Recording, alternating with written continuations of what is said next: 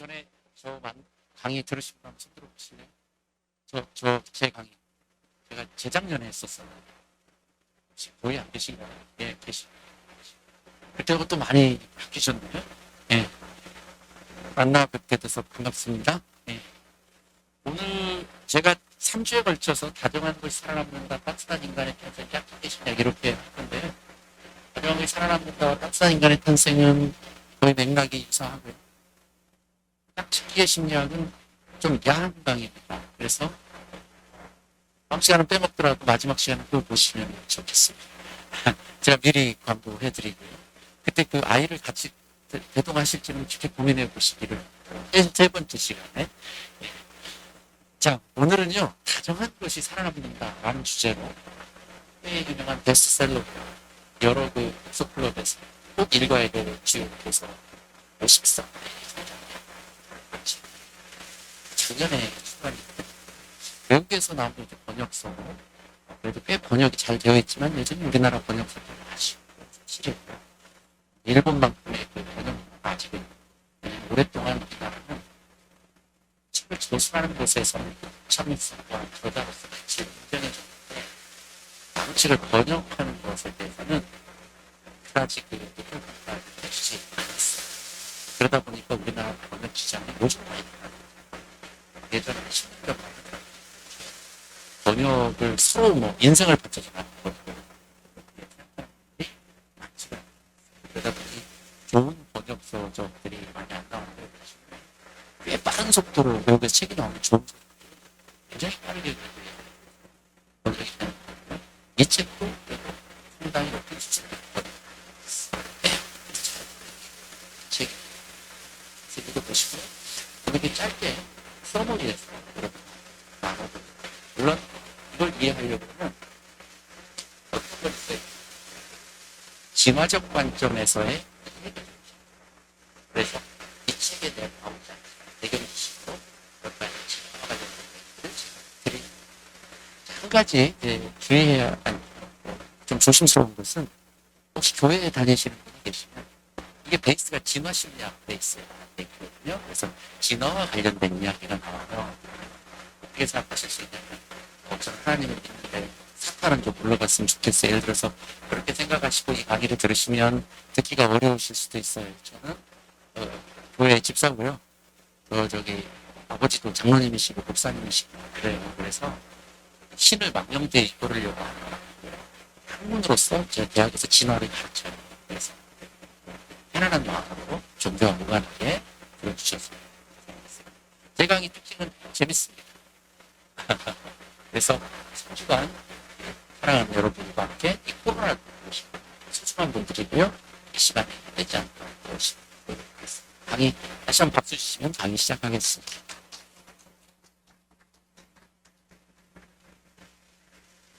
책은 이래요. 예쁘죠? 다정하는 것이 살아납니다.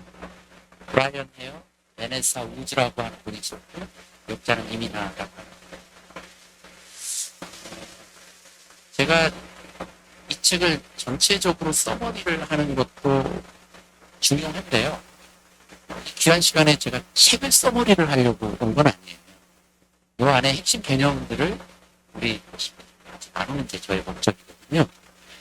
그래서 여기 보면 유튜브에 이 책이 워낙 유명한 책이다 보니까 몇몇 분들이 책에 대한 나름 서평들을 이렇게 서머리를 해놨습니다. 그것도 예쁜 그림과 함께 제가 그림을 다 만드느니 좋은 그림이 만들어져서 이미 잘 정리된 유튜브 영상이 있어서 먼저 이걸 듣고 시작하면 훨씬 더 한 권을 읽는 것도 짧은 시간에 3분 정도에 일단 서머리 한번 보시죠.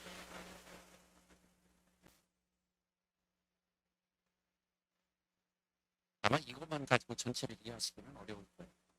그리고 전반적으로 이걸 쭉 한번 들으시고 제 강의를 들으면 책을 읽었다고 생각하시는 거예요. 대략적으로 무슨 얘기를 하려고 하는지 대충 알겠는데 잘 이해는 안 갔다. 이 정도로 이해하시면 돼요.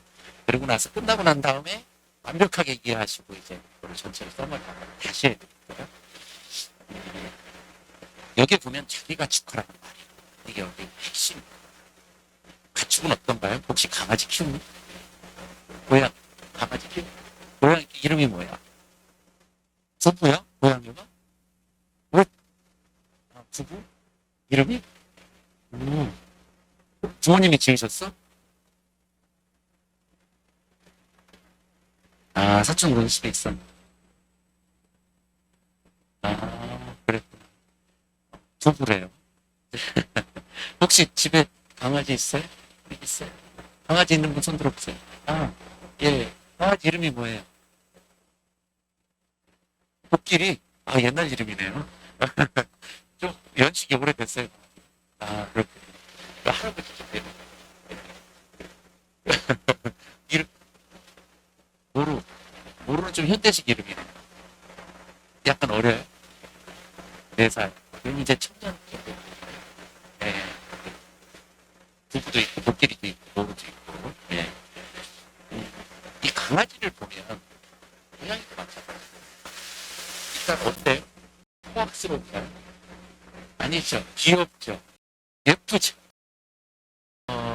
그리고 강아지를 이렇게 쓰다듬으면, 고양이를 쓰다듬으면 좋아가지고 좋아하잖아요. 되게 쓰다듬을 때 쓰다듬음을 당하는 고양이도 옥시토신이나 그 외 여러 가지 우리 몸에 그 스트레스를 감소해주고 몸을 건강하게 만드는 행복 바이러스가 이렇게 머릿속에 나올 수, 바이러스, 행복한 그 바이러스 안 되죠. 행복한 무슨 느낌을 주는 그런 몸의 호르몬들이 많이 발현이 되는데 쓰다듬을 당하는 강아지나 개만이 아니라 쓰다듬는 사람도 동일한 호르몬이 분비가 됩니다. 다시 얘기하면 사람과 가축이라고 하면 또 어쨌든 그 애완동물들 사이에 교감 속에서 서로 건강해지는 행복감이 있는 거죠. 그러면 애완견 또는 애완묘 또는 뭐 일반 가축들이 인간과 같이 오랫동안 호흡한 대표적인 게 강아지잖아요, 사실. 그게 강아지의 가축화가 이 책에 이제 서두에 상당히 길게 다뤄지는데, 왜냐면 그거는 가축화하면 여기 사실은 이제 애완동물화라고 생각하면 좋겠는데, 우리 인간이 개를 애완동물화 했을 것이냐, 그렇지 않다고 생각합니다. 왜냐면 직접 그렇게 오래전에 무슨 뭐 그런 애완동물을 만들기 위해서 그 먹고 살기 힘들었던 시절에 막 그렇게 좋은 것들을 골라서 인공적으로 선택해가지고 교배를 시키고 막 백종을 하고 그렇게 하지는 않았을 거라고 생각하고, 그러니까 영상에서 잠깐 나왔지만 좀 부연 설명을 이해할 수 있도록 도와드리면, 사람들이 불로 밥을 해먹고 그리고 이렇게 뭔가 생활을 하잖아요.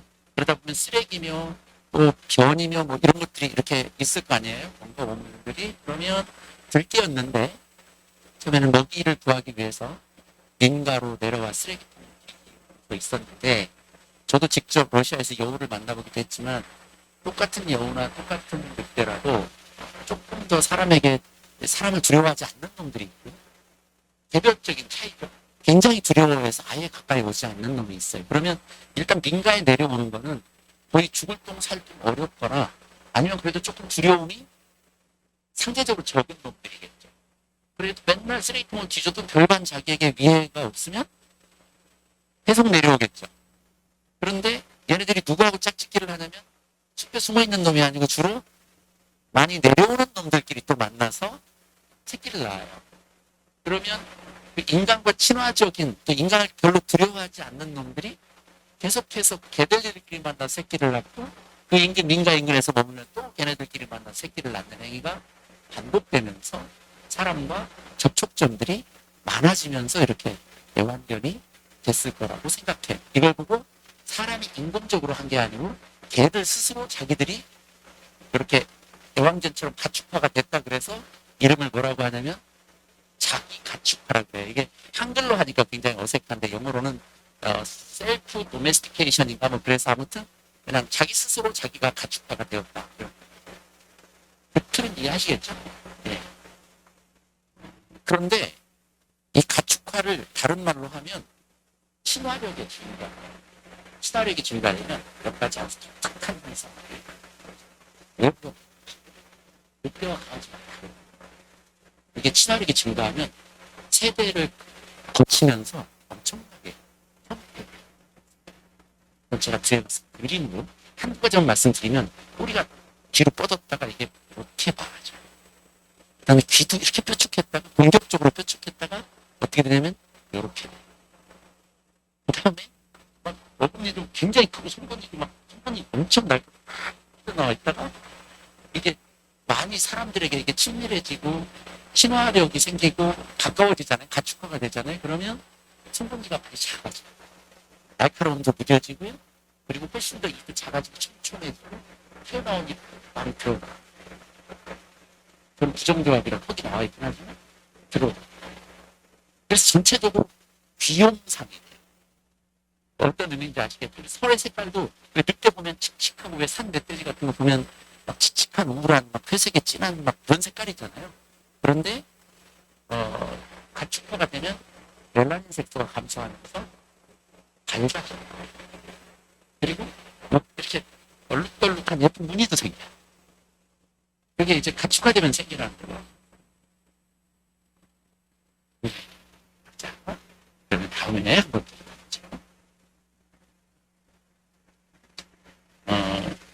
벨라예프라고 하는 굉장히 유명한 사람의 실험입니다. 이게 오래전에 이게 오늘 이게 사진이 오래된 흑백 사진이라 잘 안 보이실지 모르겠지만 연녀인데 저 러시아 가서 연녀가 초콜릿 주고 사업소에서 여우가 예쁘고 근데 이 여우가 사람을 두려워해요. 그리고 왜 여우 같다고 하면 그러는 게 아니에요. 좋은 표현은 아니죠. 좀 너무 영악하고 그런 이게 좀 영악하고 영리한데 이게 많이 이게 그 주둥이가 튀어나오고요. 귀도 보면 이렇게 쫑긋하고 이게 야생 여우예요. 맨 처음엔 이 여우들 중에서 아까 저 영상에서도 얘기했지만 여러 여우들이 있잖아요. 10마리 야생 여우 중에 어떤 놈은 사람을 좀 덜 무서워하는 놈이 있고 어떤 놈은 사람만 가면 어디로 숨어가지고 나타나지 않는 놈이 있을 거 아니겠어요? 그러면 사람에게 좀 더 친밀하게 다가오는 여우들만 골라요. 그래서 그 여우들하고 많은 이렇게 뭐랄까 접촉을 해요. 그러다가 그 여우들끼리 조잡을 해서 새끼를 낳아요. 또 계속 인간들하고 또 관계를 맺죠.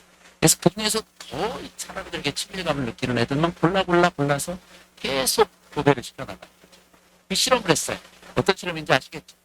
그랬더니 놀라운 일이 벌어졌어요. 여기 보시면 이제 이미 많이 애완 여우가 된 거죠. 여우예요. 애가.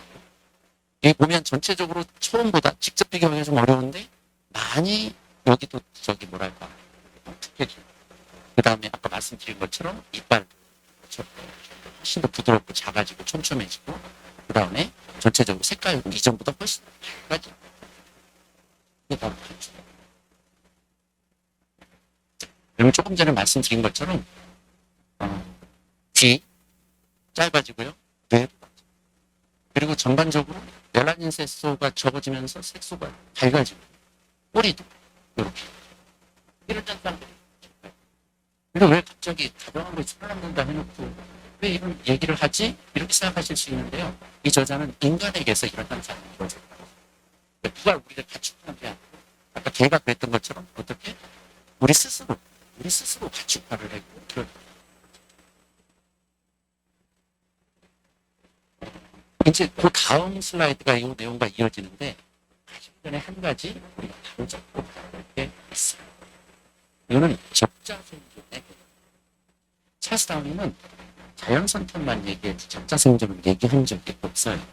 우리 진화론하는 적자생존과 자연선택을 얘기하죠.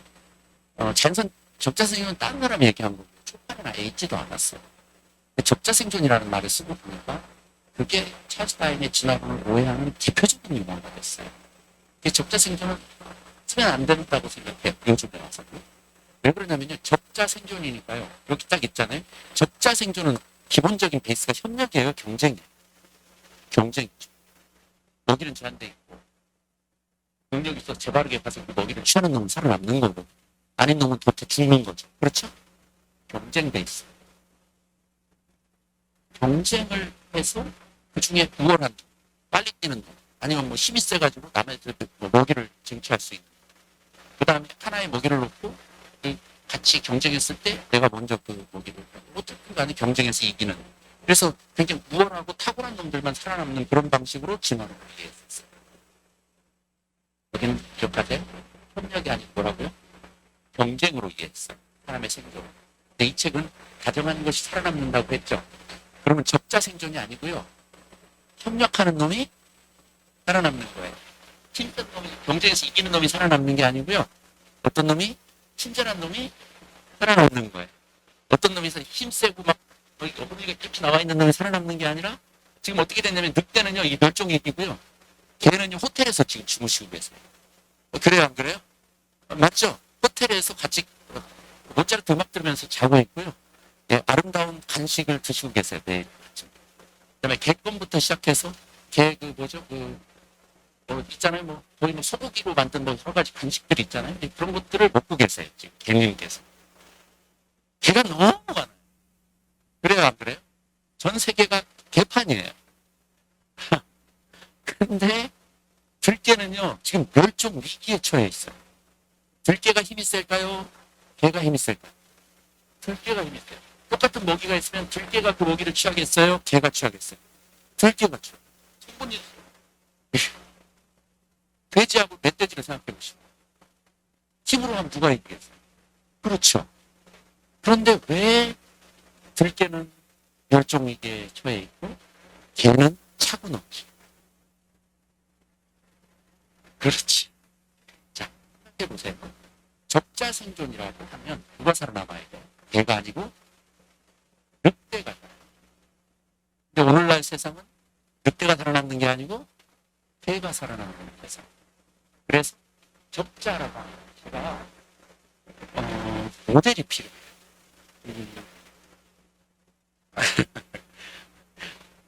우리 친구들한테 시키는 우리 어머니 잠깐 나오고 모델이 필요해요. 올라와서 연기를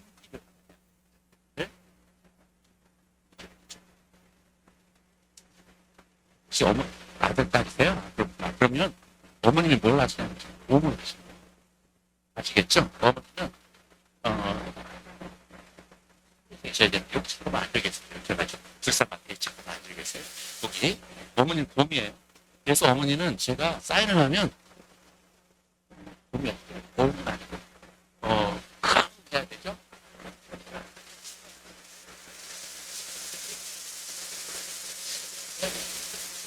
숨어 계시는 거예요. 두 사람은 이름이 뭐니? 우연이. 그 다음에 서연이, 우연이하고 누가 누나? 서연이하고. 자, 서연이하고 우연이하고 엄마가 아니야, 저분은. 곰이야. 엄마가 좀 맛있는 점심을 먹고 이제 산책을 나왔어. 뒷산에. 곰이 있는지 알아볼라? 몰라. 자, 이제 이렇게 같이 산책을 슬슬 가는 거야. 와봐, 산책을 슬슬 가. 갔어. 조금 있다가 곰이 그럼 어떻게 해야 되겠어? 그렇지. 그러니까 곰이 앞에서 잡아먹히잖아. 어떻게 해야 될까? 그렇지. 죽은 척 할 수도 있고 도망갈 수도 있겠지. 그때 서연이가 곰이 꽉 하면 서연이가 어떻게 되지?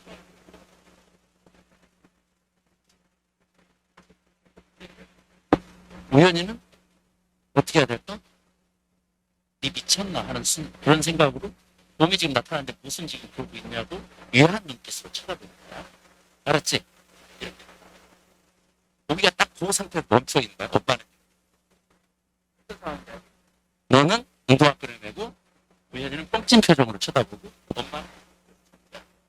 알았지? 자, 하실 수 있겠어요? 예, 이해되셨죠? 자, 그럼 저 뒤로 가서 걸어오다가 요쯤 오면 어머니가 하세요. 그리고 딱 멈추는 거예요. 자, 큐!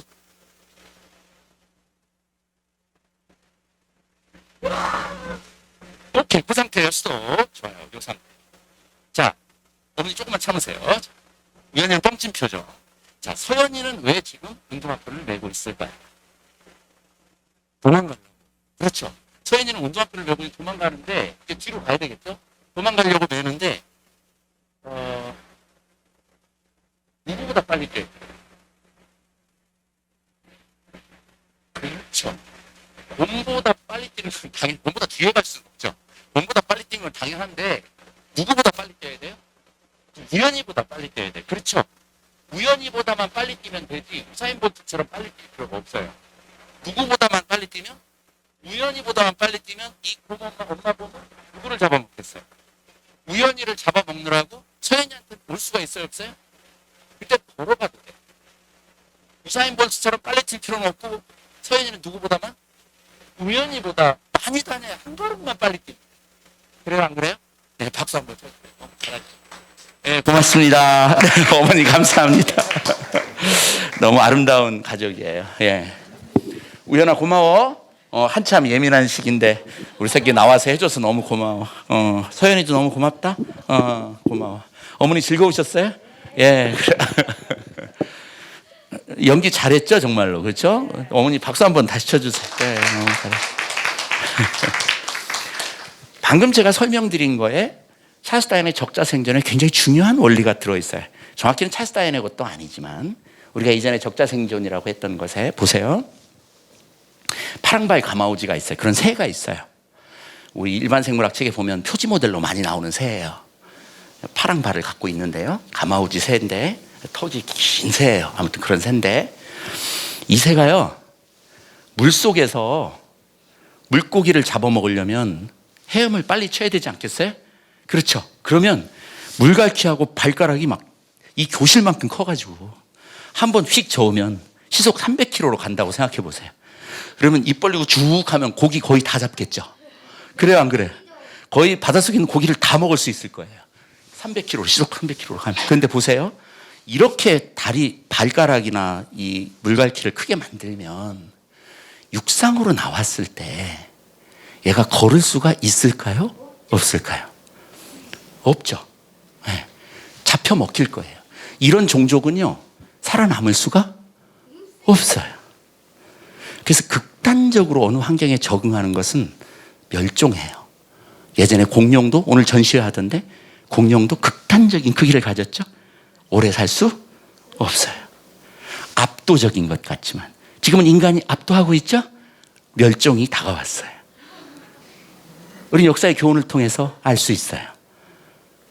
즉 극단적 적응은 멸종의 시발점이에요. 자, 적자 아까 그럼 보시면 이렇게 서연이가 뛰려고 그랬죠? 이거를 누구보다 빨리 뛰면 된다고요? 예. 그래서 우연히보다만 빨리 뛰는 정도로만 달리기의 근육을 만들어 놓고요. 나머지 에너지는 다른 데 쓰는 거예요. 굳이 우연히보다만 빨리 뛰면 되는데 이 근육 전체를 상체는 거의 안 만들고 하체만 대따 크게 만들어 가지고 우사인 볼트처럼 빨리 뛸 필요는 없어요. 그렇게 극단적으로 한쪽 방향으로 적응한 애들은 환경이 변하면 죽어요. 그래서 특정 환경에서 극단적으로 적응하는 놈이 살아남는 게 아니고 적자 생존의 원래 의미는 최적자 생존이 아니고요. Survival of the fitt예요. 이게 비교급이죠. 그러니까 우연히보다는 조금만 빠르면 되는 거예요. 그게 원래 적자 생존이 가지고 있는 본연의 뜻이에요. 근데 이것들이 어떻게 그 사이에 사회에서 이해됐냐면 제일 잘하는 놈이 다 먹는 거예요. 어떤 의미인지 아시겠죠? 그렇게 잘못 이해되어 왔어요. 그리고 조금 전에 제가 우연이와 서연이를 통해서 정말 아름다운 남매인데 서로 잡아먹고 도망가고 그래서 정말 미안하고 엄마를 비극적으로 곰으로 묘사해서 죄송해요. 근데 어쨌든 이건 경쟁이에요, 아니에요? 생존을 위한. 이 둘 사이에 경쟁이죠. 얘가 죽어야 내가 사는 거예요. 그래서 찰스 다인의 적자 생존은 어떻게 생각이 됐냐면 매우 비정하고 잔인하고 약육강식이고 그렇게 생물의 세계를 지금까지 이해해 왔어요. 그런데 이 책은 패러다임을 바꾸는 거예요. 아니야. 그게 아니야. 경쟁이 아니야. 역사를 살펴보면 경쟁한 놈보다 오히려 힘도 약하고 뭐 그렇지만 협력하고 친절한 놈이 훨씬 더 잘 살아남았어. 이걸 보여주는 거예요. 적자 생존이 아니야. 경쟁이 아니야. 얼마나 많은 적을 무찔렸느냐가 중요한 게 아니고 얼마나 많은 친구를 사귀었느냐가 걔 생존을 결정하는 거야. 이게 이 책의 핵심 요지예요. 그 친절함, 플랜들리니스 뭐 그렇게 영어로 표현해요. 자, 넘어가 볼게요. 그래서 거기에서 나오는 게 이런 거예요. 공감 능력, 동족을 보살피는 능력, 갈등을 해결하는 능력, 겉보기의 강인함보다는 다른 어떤 배려하고 협력하는 그런 특징이 4차 산업혁명 시대에 살아남는 굉장히 중요한 특징이라고 이 책의 저자는 강조하고 있어요. 그러면서 이제 개를 예로 들기도 하고 보노보를 예로 들기도 하고 여러 가지 이제 생물학적인 근거들을 대요. 자, 보세요. 사람들입니다. 다양하죠? 여기서 누가 제일 귀엽고 예뻐요? 애기? 여기도 이쁘네요. 여기도 예쁘고. 가장 어린 놈? 네, 그래요. 가장 어린 놈. 예. 그렇죠? 자. 이렇게 다양한 사람이 있는데요. 자, 그러면 무슨 남성 호르몬을 저주하려는 건 아니지만 마초적인 특성, 막 와 뭐 이런 특징을 와 이런 특징을 가지려면 에스트로겐보다는 뭐가 남성 호르몬인 테스토스테론이 이게 많이 발현되는 사람일수록 좀 김종국 같이 되는 거죠. 예를 들면 그렇죠? 예. 그런데 이거 보시면 이게 뭐 과학적인 근거가 있겠죠. 책에 나왔으니까. 이게 검지고 이게 약지예요. 검지는 두 번째 손가락이고 옛날에 이게 이렇게 했나요? 욕 아니고요. 이렇게 그 약 이렇게 해서 찍어서 이렇게 맛볼 때 이걸로 봤죠. 예, 되게. 그래서 이걸 약지라고 하고 네 번째 검지와 약지가 있는데요. 호르몬의 엄마 자궁 속에 태아였을 때 그 안에서 남성 호르몬이 많이 생성되면요. 약지가 검지에 비해서 상대적으로 길대요. 다시 얘기하면 테스토스테론이 남성 호르몬이 됐다 많아져가지고 마초적인 상태에서는 어떻게 되냐면 얘와 얘 길이를 봤을 때 얘가 얘보다 훨씬 더 긴 거예요. 약지가. 침팬지 같은 경우에 예를 들잖아요. 고릴라 같은 걸 예를 들면요. 거의 얘가 얘보다 2배쯤 커요. 약지가. 공격성이 강해요. 그런데 가축화가 되고 그리고 조금 더 이렇게 친밀성이 높아지고 협력하는 것이 익숙해지고 공격성이 있는 테스토스테론보다는 조금 이렇게 그 스트레스에 강하고 좀 더 부드럽고 유한 세로토닌 같은 호르몬들이 더 많이 분비가 되는 방식으로 바뀌면 어떻게 되냐면 그 호르몬들이 얘의 길이의 발생과 관련이 있대요. 그래서 저기 보세요. 이 검지와 약지 차이가 거의 안 나죠? 그래요, 안 그래요? 이렇게 되면 이게 훨씬 더 어떤 상태냐면 친화력 있고 자기 가축화가 된 상태인 거예요. 협력을 잘하고 우리는 가축이에요. 배려가 잘 된 사람인 거죠. 어떤 의미인지 아시겠죠? 그래서 이게 여기 소디가 이게 약지의 길이고 이게 검지의 길인데요. 이게 친화력이 있을수록 별 차이가 없는 거예요. 예쁘죠? 너무 예뻐요. 우리 여기 애기들도 다 예쁘고.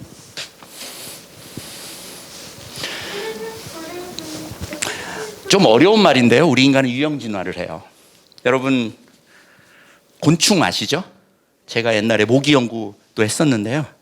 모기 기억나시죠? 저한테 모기 제가 저번 강의 시간 때 재작년에 말씀드렸었는데 파리도 했었어요. 파리도 했는데요. 파리를 어디 가냐면 소 외양간 같은 데 가면요. 소 똥 싸는 데 있잖아요. 똥 무더기에 가보면 파보면 똥 막 파면 그 안에 그 번데기들이 들어있어요. 맨 처음에는 파리 구데기 그 번데기가 크림색으로 아주 예뻐요. 그러다가 어떻게 생기냐면 익으면 고동색으로 바뀌었다 완전히 익으면 까매져요. 그러다가 나중에 뚜껑이 딱 따지면서 그 안에서 파리가 나오거든요. 그런데 파리는요, 원래 파리 구데기 혹시 아시죠? 예, 원래 파리가 알이었다가 구데기처럼 돼요. 이렇게 지렁이 같이 생긴 조그만한 유충. 그러다가 파리하고 그 유충을 구데기를 생각해 보면 많이 달라요, 같아요? 많이 다르죠. 파리 아기 때와 구데기일 때와 파리가 성체가 됐을 때는 너무 다르죠. 근데 우리 인간은 어때요? 아기 때나 성체가 되나 그 모습이 있죠. 뭐 키도 크고 뭐 털도 나오고 조금 달라지긴 해도 전반적으로 비슷하죠. 이 유형이 뭐냐면 아기 유자예요. 유치원 할 때. 유형 진화라는 건 인간은 독특하게도 어릴 때의 모습을 그대로 가지고 성인이 돼요. 약간의 변화는 있지만, 자, 아기의 모습을, 아기는 뭐 한 거죠? 아까 얘기했죠? 귀여워요. 그렇죠? 왠지 친밀감이 느껴지죠? 보살펴줘야 될 것 같죠? 그리고 보기만 해도 웃음이 나와요. 그 유형의 그 어린아이의 틀을 그대로 성인이 될 수도 갖고 있다는 건 그런 특성들을 계속 유지하려고 하는 속성이 있는 거예요. 부드러움, 사랑받음, 사랑을 줌, 협력, 교류. 인간의 유형 진화의 속성이에요. 그 다음에 보세요. 미키마우스예요. 미키마우스도 이렇게 쭉 진화해 왔어요. 1928년부터 2006년까지. 자, 이 영상을 한번 보시면요. 매우 흥미로운 사실 하나를 알 수 있어요. 간단히 이 영상에 대해서 제가 몇 가지만 인트로로 말씀을 드리면, 우리 인간은 여기 그 까만 눈동자가 있죠? 동공이 있어요. 그 다음에 그 옆에 뭐가 있나요? 흰자위가 있죠.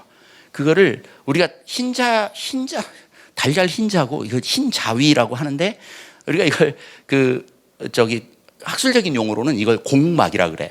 공막. 이 하얀 눈동자를 공막이라고 하는데, 우리 인간을 포함한 침팬지류 또는 그 어떤 동물들도요, 뭐 완전히 없다고 할 수 없지만 우리 인간처럼 이렇게 하얀 눈 흰자위가 이렇게 많이 있는, 대부분의 조금 있다가 이거 보시겠지만 이게 이건 올빼미인가 침팬지인데요, 흰자위가 없어요. 좀 과장해서 얘기하면 지구상에 존재하는 모든 포유류 중에서 인간만이 하얀 흰자위를 가지고 있어요. 그래서 오래전부터 학자들은 도대체 왜 인간은 흰자위를 가지고 있을까? 제 결론만 살짝 맛배기로 먼저 이 영상 안에 들어있지만 말씀을 드리면, 우리는 눈동자 가지고 내 마음은 호수요 이렇게 얘기하지만, 눈은 또 마음을 표현하는 창이죠. 눈을 보면 거짓말하는지 알 수 있어요, 없어요? 어머니, 우리 애들이 거짓말 안 하지만 금방 표시나죠? 예, 지는 속인다 하지만 금방 표시가 나요. 눈의 떨림 또는 눈에 이렇게 눈 왔다 갔다 눈동자 속에서 많은 것들을 읽을 수 있어요. 그래서 거짓말을 하거나 좀 뭐가 그러면 눈을 피하죠. 그래요, 안 그래요? 예. 그러니까 여기가 까만 눈동자로만 가득 차 있으면 어떤 표정이나 눈으로 대화하는 게 불가능해요. 그런데 하얀 눈동자 안에 까만 눈동자가 일리 오는지 전리 가는지 뭐 여러 가지 형태로 의사소통이 가능해요. 그래서 이게 협력이나 상호 말하지 않아도 의사소통이나 이런 것과 이 눈은 굉장히 중요한 상호관계가 있다고 이 학자들은 보고 있어요. 한번 이 영상을 보시면 제 말을 조금 더 이해하실 수 있을 거예요. 보시죠. 시의 눈, 고양이의 눈, 강아지의 눈, 그리고 우리의 눈. 혹시 차이점 찾으셨나요? 그렇습니다. 바로 흰자위입니다. 지구상의 수많은 생물 중 인간처럼 눈의 흰자위 면적이 넓은 동물은 없습니다. 흰자위를 과학적인 용어로는 공막이라고 부르는데요. 2001년 일본 고바야시 박사의 연구 결과를 보면 나무에 사는 원숭이는 물론 숲에 사는 고릴라나 오랑우탄, 침팬지까지 다양한 영장류들과 비교해도 인간의 공막은 가히 압도적으로 크다는 사실을 알 수 있습니다. 오랑우탄보다는 무려 3배나 크죠. 간혹 침팬지 중에 돌연변이로 넓은 공막을 지닌 개체들이 태어나긴 하지만 일반적으로 넓은 흰자위는 인간의 고유한 특성입니다. 그렇다면 도대체 인간은 왜 이런 흰자위를 갖게 된 걸까요? 흰자위 속 감춰진 진화 이야기 지금 시작합니다.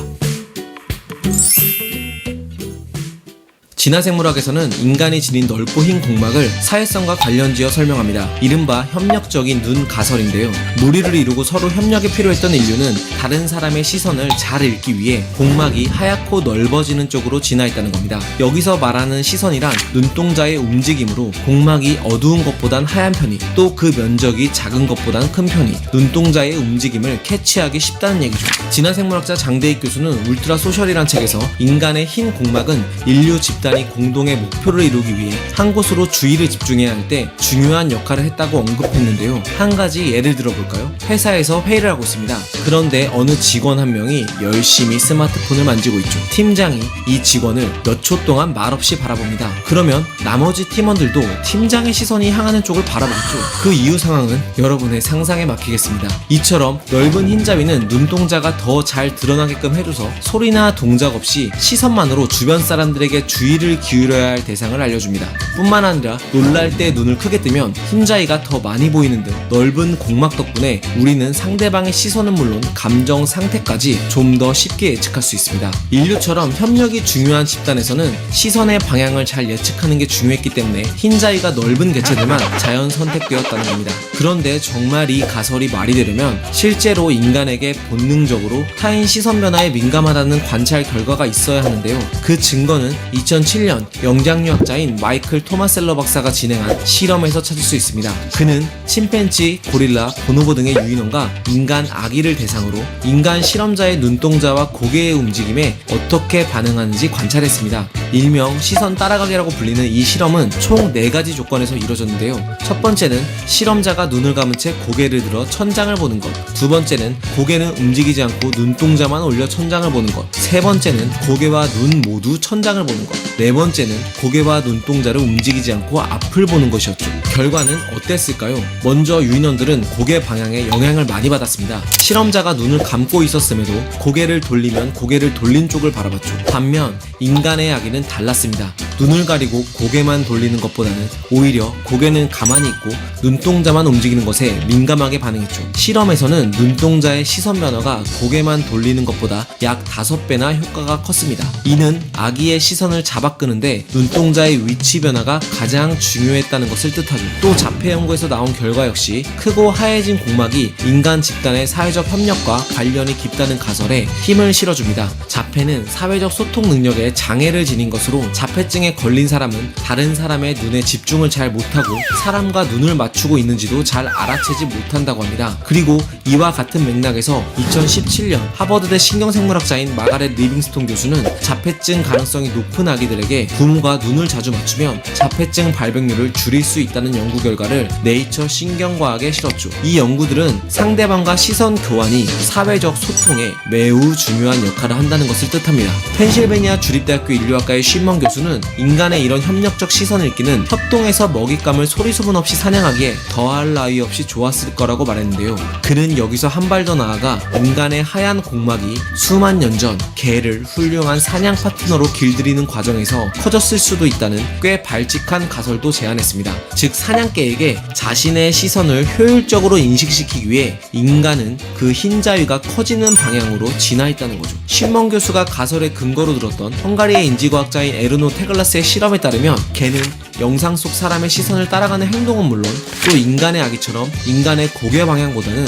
시선 방향에 훨씬 민감하게 반응했다고 합니다. 실제로 사냥의 개를 이용하면 설치류인 아구티를 찾을 확률은 9배, 아르마딜로를 찾을 확률은 6배나 높아진다고 하니 과거 인류 조상들은 개와 효율적인 소통을 함으로써 분명 생존의 이점을 얻었을 겁니다. 물론 이것보다는 앞서 말한 사회적 협력 가설이 더 많은 지지를 받고 있는데요. 어쨌든 한 가지 확실한 건 인간의 흰자위는 인간만의 고유한 특징이란 사실입니다. 그래서 각종 애니메이션이나 영화에서 인간이 아닌 캐릭터에 인간다움을 불어넣기 위해 흰자위를 넓고 크게 만들었던 건 아닐까요? 영상을 보고 나니 어떤가요? 거울 속에 비친 여러분의 흰자위가 조금은 특별하게 다가오지 않나요? 과학은 세상을 보는 창. 지금까지 과학 드림이었습니다. 침팬지의 눈, 고양이의 눈. 흥미로우신가요? 예, 하얀 그 눈동자 하얀 흰자위 때문에 공막 때문에 이 까만 눈동자의 움직임으로 다른 동물들은 표현할 수 없는 엄청나게 많은 느낌이나 소통을 할 수 있도록 만든 거죠. 이게 마지막에 잠깐 나왔지만 조용히 사냥을 해야 될 때 7, 8, 10명이 함께 합심해서 힘이 약한 인간들이 큰 포유류들을 사냥할 때 눈짓으로 또는 교환으로 그냥 이렇게 서로 간에 소통을 하는 그런 것들이 개하고도 교감하고 사람들 간에도 교감하면서 이 흰자위의 크기가 점점 커졌다고 지금 이야기하는 거예요. 자, 그 다음에 여기를 보시면 사람이에요. 예전의 사람이었는데 호모사피엔스였는데 오늘날 오면서 전반적으로 턱도 줄어들고요. 그 다음에 전체 모형은 약간 이렇게 타원형처럼 되고 여기 좀 길쭉하죠. 턱이 더 많이 나왔죠. 근데 이제 전반적으로 인간이 자기 가축화되면서 여성화, 소년화.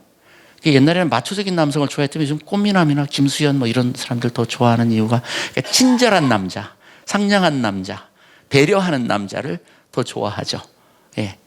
이게 이제 협동적인 의사소통이 증가하고 예, 이렇게 여성화, 소년화된 형태들이 훨씬 더 많고요. 세로토닌이나 옥시토신과 같은 스트레스로부터 좀 자유로워지고 기분이 좋아지는 그런 호르몬들이 더 많이 발현이 되고 관용과 친사회성이 증가하는 방향으로 인간이 발달해 왔대요. 이게 보시면 늑대고요. 이렇게 설명 안 해도 알겠죠? 이렇게 가축화가 되면서 이놈이 이렇게 됐어요.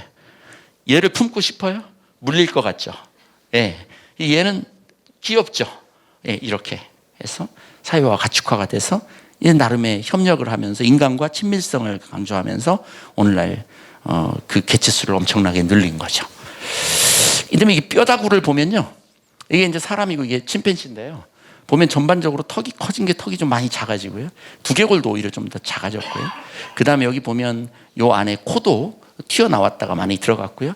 이마 이 눈 두덩이에 있는 뼈도요, 굉장히 두드러지게 커져 있다가 많이 줄어들었죠. 이런 형태로. 그 다음에 이건 개고요. 이게 늑대, 이거는 개. 그런데 전반적으로 뭐 늑대는 굉장히 날카로운 이들이 보이는데 상대적으로 이들의 크기가 많이 작아진 걸 볼 수 있고요. 턱도요, 엄청 컸다가 턱도 많이 작아졌죠. 이게 전반적으로 이게 가축화가 되면서 나타나는 현상들이에요. 이렇게 된 거죠, 이제. 그렇죠? 예. L이 빠졌어요. 프렌들리스트예요. 그러니까 친밀성이죠. 예.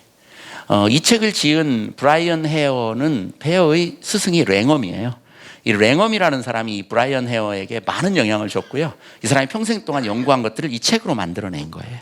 랭엄은 이 사람의 스승이에요. 제일 중요한 건 여기 다정함과 친밀함.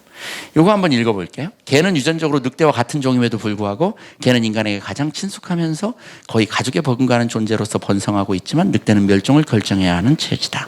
이런 상반되는 운명은 개가 인간에게 친밀해지기 위해서 발달시킨 여러 유아적 특성들 때문이다.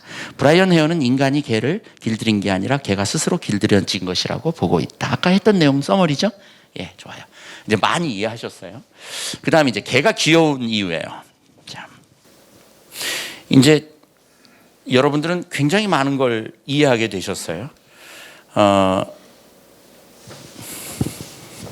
조금 전에 있었던 것처럼 뇌가 줄어드는 이유는 뭐가 하등하게 되거나 생각을 못하게 되거나 그런 게 아니고요.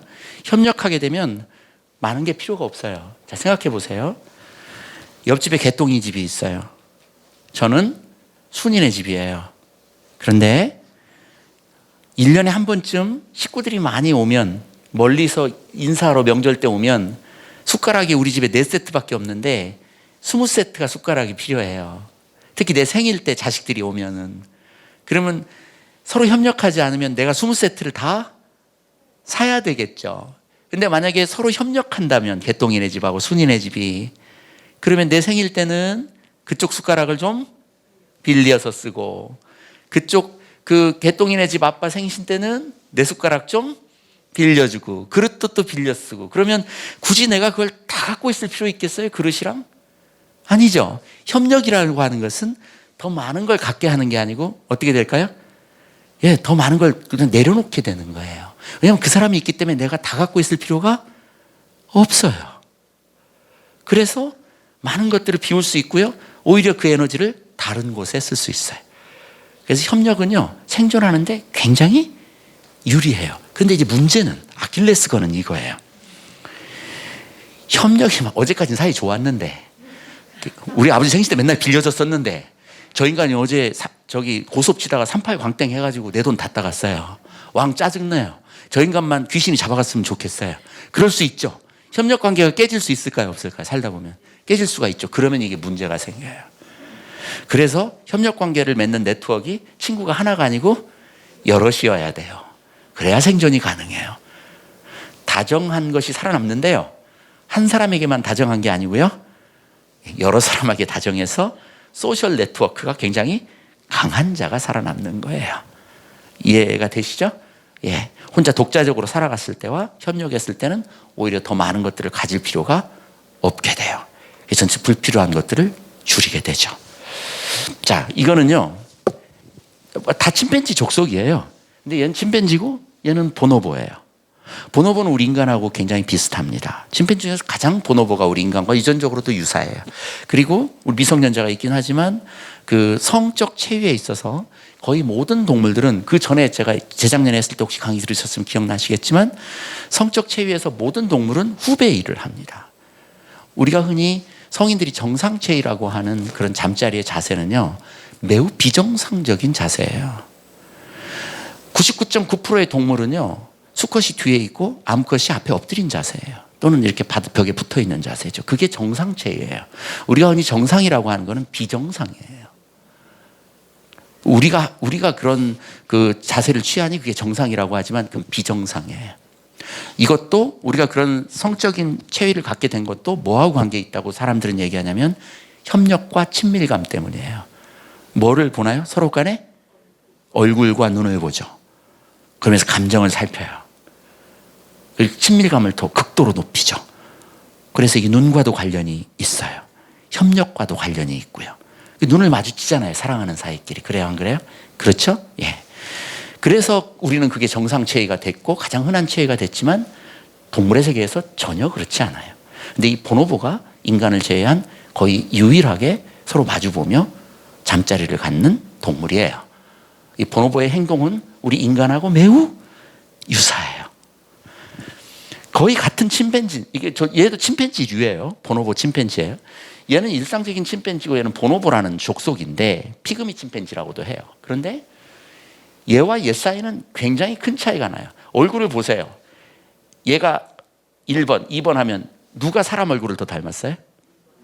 얘가 훨씬 더 많이 닮았죠? 이게 훨씬 많이 닮았다는 건 뭐냐면요. 아까 앞에 이미 여러분은 선험적인 지식이 있어요. 여기 눈이 있으면 눈 두덩이는 이 뼈 있잖아요. 뼈가 좀 줄어들고요. 턱도 작아지고요. 튀어나온 입도 좀 들어가고요. 아까 그 몇 가지 특성들 얘기했죠. 가축화되는 과정. 이 보노보는 상당히 많은 부분 가축화가 되어 있는 동물이에요.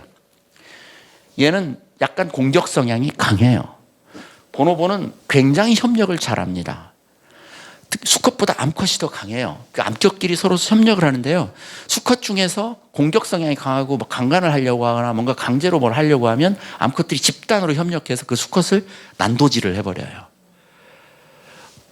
이 침팬지보다도 훨씬 더 협력적이고 서로 간에 그 시너지를 일으킬 줄 아는 그런 지혜로운 놈이에요. 보노보는 피그미족과 같은 숲에 서식하기도 해 피그미 침팬지라고도 불리는데요. 침팬지보다 마르고 긴 다리를 가지고 있고 어깨는 좁고 목은 얇은데 머리통이 역시 침팬지보다 작고 주둥이도 돌출이 많지 않으며 눈썹 능선도 작다. 방금 설명드린 거예요. 자, 그러면 얘네들의 특성을 보면요. 보노보가 침팬지보다 나은 거 사람과 시선 따라하기가 가능해요. 그 다음에 음식 공유하기 얘는 나눠 먹어요. 동물들은 되게 그렇지 않습니다. 나눠 먹어요. 그 다음에 협력하기 침팬지보다 보노보가 훨씬 더 협력을 잘해요. 그 다음에 보노보가 침팬지보다 사회적 놀이하기 같이 이렇게 공동체 같이 놀이하는 것도 좋아하고요.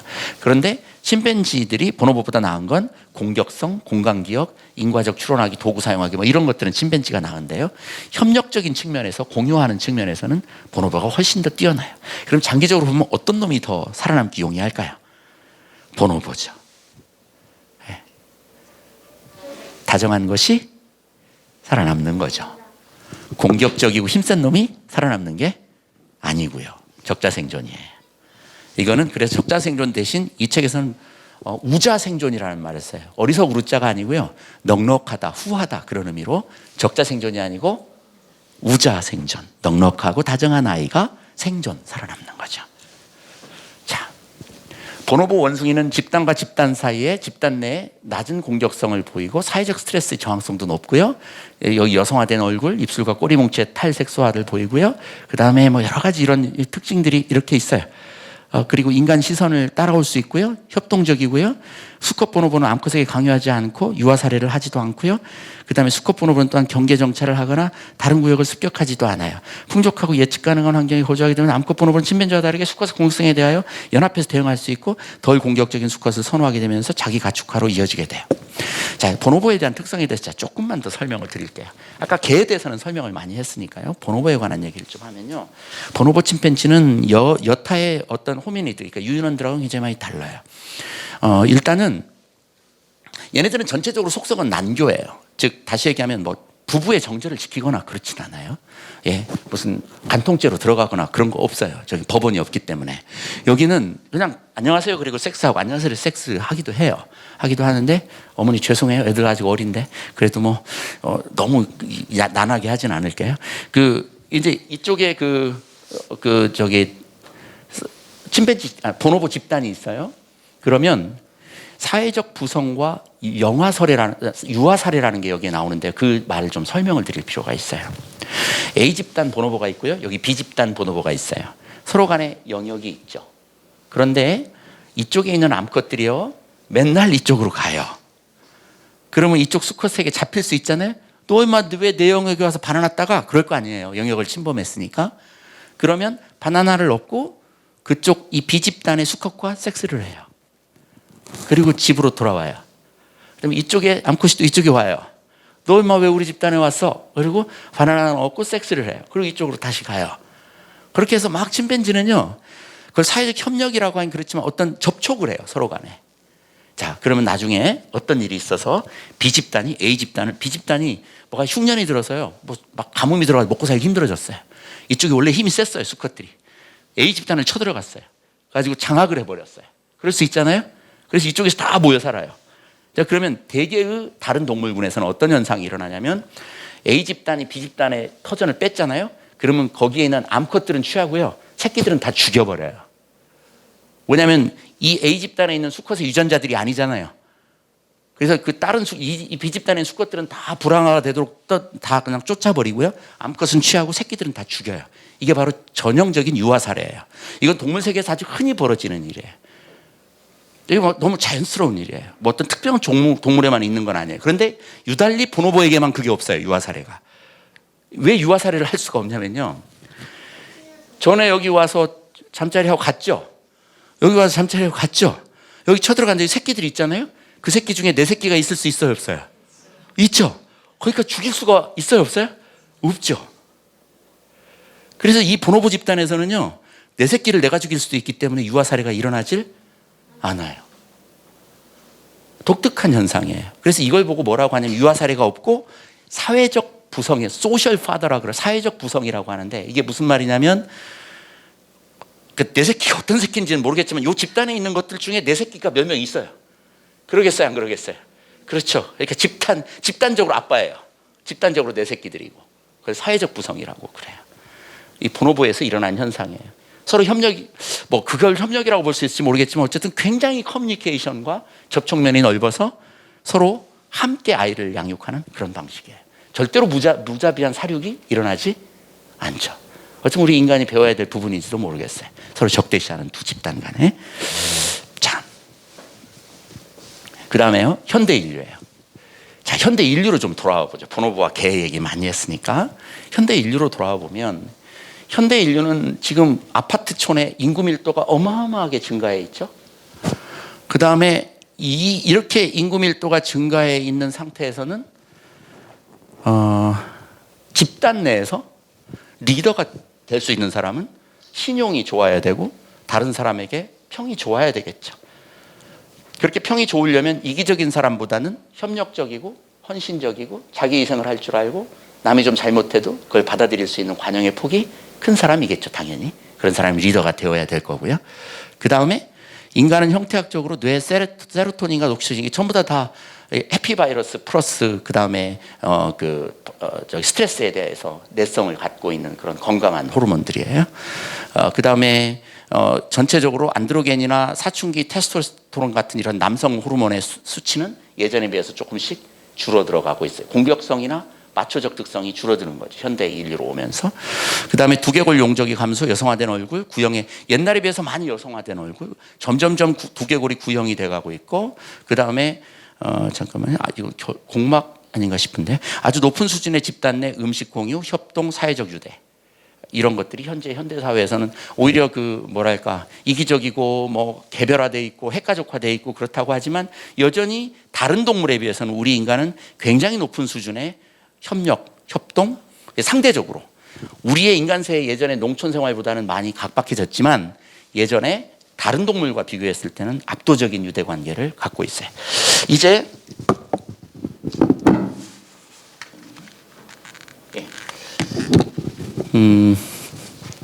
쉬지 않고요, 그냥 내리 조금 하고 마무리할게요, 제가. 근데 부작용이 하나 생겼어요. 어떤 부작용이 생겼냐면요, 요렇게는 친밀해요. 요렇게는 친밀한데 갑자기 흑인 집단이 옆에 이슬람 집단이 딱 나타났어요. 우리 지금 복현 오거리에 경북대학교 옆에 이슬람 사원 짓는다 그래가지고 제 제자도 이슬람 애가 하나 있는데, 무슬림이 있는데 지금 저 한때 뉴스에 시끄러웠잖아요. 그러니까 이 협력의 특징이요, 내 사람이다, 내 팀이다, 우리의 나와바리다, 거기는 협력을 해요. 그런데 저 집단은 우리하고는 관계가 없다. 이렇게 되면 아까 그 영상 처음에 보셨을 때 비인간화라고 하는 표현을 했는데요. 서로 간에 협력하는 사람들끼리는 마음의 이론이라 그래서 서로 간에 끈이 연결돼 있어요. 소통의 끈들이 이렇게. 그런데 우리가 그 집단은 우리하고 관계없어 라고 생각하는 순간 인간으로 생각을 안 해요. 비인간화라는 말을 쓰면서 전쟁통에 어디 가서 침략을 해가지고 그 사람들을 죽일 때 마음의 양심의 가책이 없어요. 그냥 인간이 아니라고 생각하고 죽이는 거예요. 그러니까 이게 협력하고 다정이 부작용이 뭐가 나왔냐면 자기 집단에서는 협력을 하는데 자기 집단이 아니라고 생각하는 타 집단에는 무자비해지는 거예요. 우리 정치 세계를 봐도 조금 그렇잖아요. 예, 전쟁이 일어나도 그렇고요. 내 편, 네 편이 갈라지는 순간 내 편에는 한없이 다정한데 저쪽 편에는 한없이 무자비해지는 게 이 다정한 것이 살아남는다의 부작용이에요. 네. 그 다음에 친화력의 증가를 하는 신경이 있던 것은 긍정적으로 작용할지 모르지만 외부인에게는 오히려 비인간화하는 경향성을 보이고요. 그 다음에 적대감, 나가서 폭력성이 예외 없이 나타나죠. 그 다음에 이제 사회현상들을 이걸 설명하려고 이 책에서 좀 노력을 했는데요. 전쟁도 그렇고요. 외국인 노동자에 대한 약간의 그 이질감 또는 폄훼 있을 수 있고요. 그 다음에 당연히 우리나라에는 별로 없지만 인종차별 있잖아요. 흑인들에 대한 인종차별. 그 다음에 그러니까 백인들은 괜찮은데 흑인은 죽여도 괜찮아. 뭐 이런 형태의 사람 아니야. 뭐 이렇게. 그 다음에 옛날 노예제도도 마찬가지고요. 자기 가축화로 인해서 다정함, 친화력은 인간이나 보노보 개에게는 성공의 길로 접어들게 하는 핵심 요인이지만 그 부작용도 무시할 수 없다. 그 부작용이 타인, 타 집단에 대한 무자비함이에요. 자, 이제 정리를 좀 해볼게요. 적자 생존, 사회적 배려와 협력, 친절함으로 적자 생존이 아니고 어떤 생존? 따라서 해보세요. 우자 생존. 예, 넉넉한 사람이, 후한 사람이 살아남는 거예요. 공격성 노, 힘의 색이 노, 키 크고 잘생긴 노. 낮은 공격성이나 높은 관용을 가진 종이 자연 선택되는 건데요. 빈번한 접촉이 해결책이고 경쟁이 아닌 협력 공존, 폭력 시위보다 평화 시위가 위력이 있다는 거 아까 영상에서 잠깐 보셨죠? 예. 침팬지 맨날 싸워요. 보노보. 쟤네 왜 저래? 서로 협력해야지. 응? 이런 의미입니다.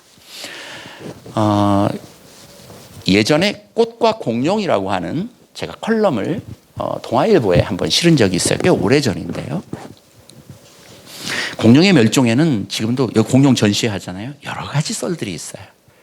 뭐 전 공룡 전문가가 아니라서 그렇지만 그래도 제가 그 어떤 한 본 여러 가지 그 잡지나 논문에서 이제 새로운 썰들이 하나 있었는데요. 한 20년 전 썰이라서 지금도 유효한지는 잘 모르겠어요. 예전에는요, 공룡의 시대는 1억 5천만 년 전인 쥬라기 시대예요. 그리고 500만 년인가요? 6,400만 년쯤 백악기 마렵쯤에서 뭐가 끝났냐면 공룡의 시대가 끝났어요. 맘모스가 빙하에 갇히면서. 네. 그 맘모스 고기를 뜯어서 먹는 사람도 있다고 하더라고요. 예. 얼음 냉장고에 들어있었잖아요. 예. 어쨌든 그럼 평생 먹어도 아마 그 고기가 계속 있지 싶은데 어쨌든 매머드를 끝으로 공룡의 시대가 끝났어요. 아까 제가 뭐라 그랬냐면 극단적인 적응은 멸종을 부른다 그랬죠? 이 공룡이요. 뭐가 나오면서 멸종했다고 보는 학자가 있냐면 꽃이 피는 식물이 나오면서 멸종했다고 보는 사람도 있어요. 꽃이 피는 식물을 먹이화하지 못하면서. 그러니까 공룡이 멸종한 시기와 현화식물이 전 세계에 퍼져나가는 시점이 비슷하거든요. 그래서 그렇게 생각하는 사람들이 있어요. 그리고 침엽수림은 되게 북쪽에 많이 있잖아요. 그래서 공룡이 마지막 멸종할 때 보면 침엽수림에 있는 곳을 따라서 이렇게 북쪽으로 올라가다가 마지막 잔재가 그 북쪽 침엽수림이 많은 곳에서 마지막 잔재를 남기고 이제 죽은 거죠. 마지막까지 살아. 왜냐면 매모드가 얼어 죽었잖아요. 이해하시겠죠? 북쪽으로 이렇게 많이 올라가면서 침엽수림 따라서. 그럼 현화식물, 꽃을 피는 식물과는 왜 얘네들이 적응을 못했느냐는 이제 또 새롭게 남는 의문점인데 아마 소화를 못했거나 뭐 그럴 수도 있겠죠. 근데 어쨌든 그런데 공룡이 멸종하면서 새롭게 그 창궐한 두 놈이 있어요. 어떤 동물이냐면 포유류와 곤충이에요. 공룡이 멸종하면서 가장 번성한 동물이 곤충과 포유류예요. 곤충은 꽃이 피는 식물과 무슨 관계가 있을까요? 충매 작용이라고 하는데 암술과 수술해서 이렇게 수정을 도와주죠. 그러면서 꽃은 얘네에게 뭘 주나요? 꿀이나 뭐 여러 가지 꽃의 수액이나 이런 것들, 뭐 꽃의 그 액을 주잖아요. 그래서 얘가 먹고 살죠. 꿀을 모으기도 하고요. 서로 이익이 돼요, 아니에요?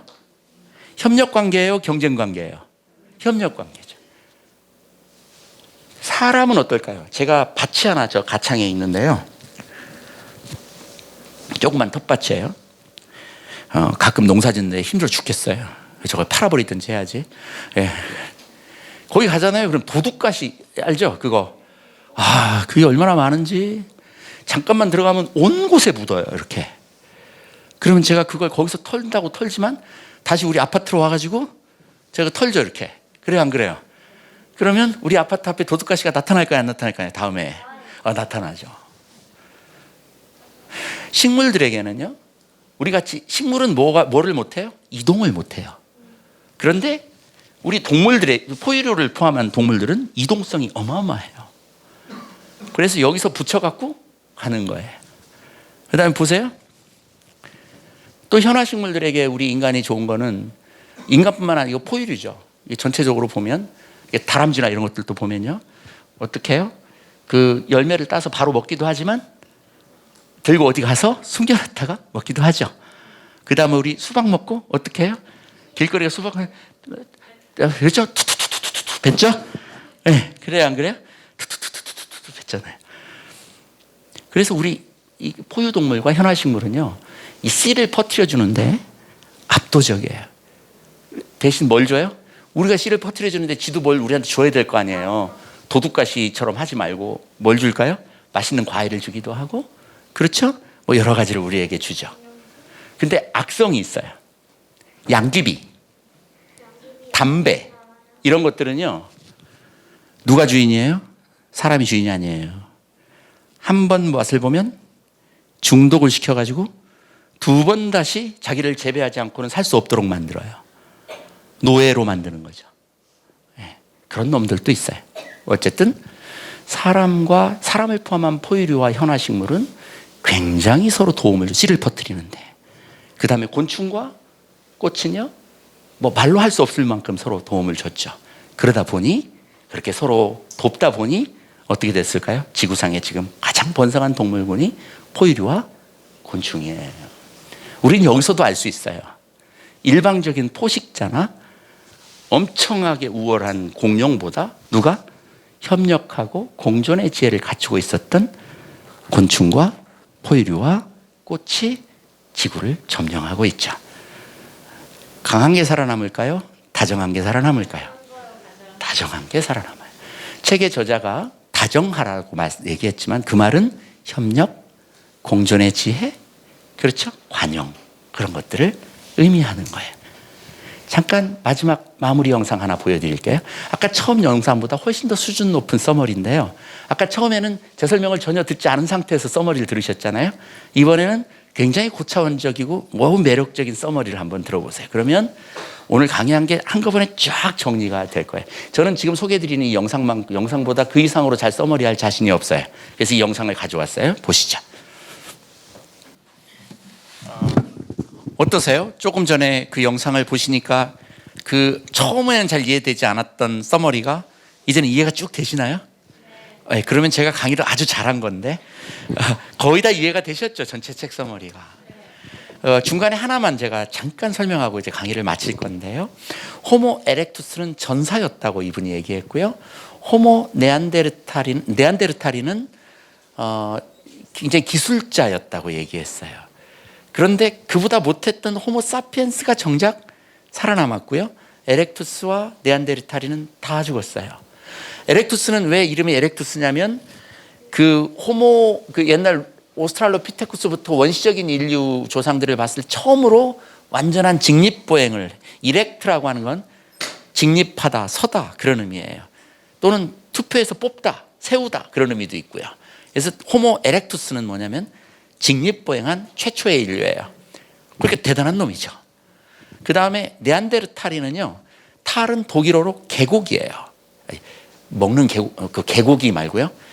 개곡, 탈, 예, 산속에 있는 계곡. 그래서 독일의 어디 건절에 있는 네안데르라고 하는 이름을 가진 계곡에서 요 화석이 발견됐어요. 그래서 네안데르탈인이라고 이름을 붙이게 됐죠. 네안데르탈인은 어떻다고요? 위대한 기술자였어요. 그만큼 뇌가 뛰어났어요. 손기술도 매우 뛰어났고요. 멋진 사냥꾼이었어요. 그런데도 사라졌죠. 그 얘기는 우리가 오랜 세월 전이라 다 증명할 수는 없지만 네안데르탈인이나 호모 에렉투스보다 호모 사피엔스가 훨씬 더 협력적이고 다정했고 친화력이 있었다고 볼 수 있는 증거죠. 우리는 호모 사피엔스의 자손인 호모 사피엔스 사피엔스예요. 우리 몸에 다정의 DNA가 있을까요, 없을까요? 있죠. 새해에 임진년 새해를 맞이했죠. 이민년 새해를 우리 사랑하는 모든 우리 고산도서관에 오시는 여러분들 모두 가정에 그리고 여러분의 개개인의 사업이나 하시는 모든 일들 위해 뭐가 다정과 협력과 공존의 지혜가 차고 넘쳐서 올 한 해 큰 복 받으시는 분들 다 되시길 바랍니다. 강의 이렇게 마치겠습니다. 고맙습니다. 네.